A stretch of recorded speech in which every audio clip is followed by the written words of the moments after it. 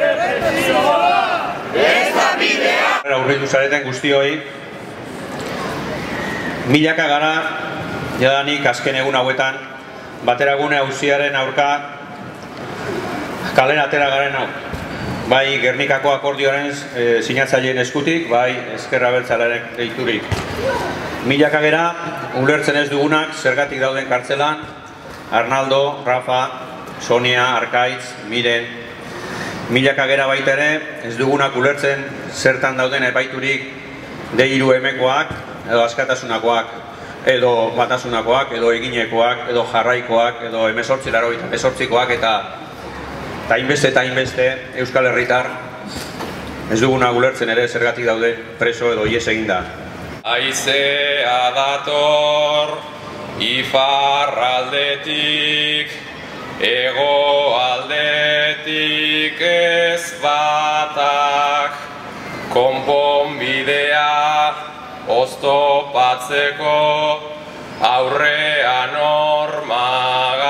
galantak. Naiz batzuetan amaigabea ematen duen aldapak, euki eskuak lanerako prest, talurrean sendo hankak.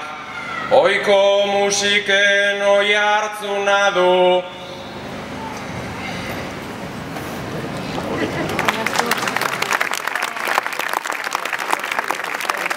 oiko musiken oihartzuna du Madrildik heldu den kantak, baina herri bat ez du isiltzen lau epaieren zaratak.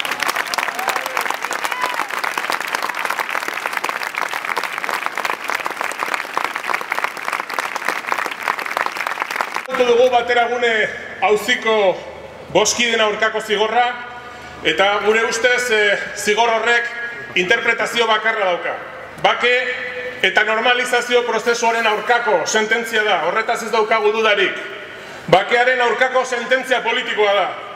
Bakearen etsaiek egina eta sustatua eta horrekin Euskal Herrian zabaldu den aro berria hankaz gora jartzeko saiakera etengabea ari dira egiten.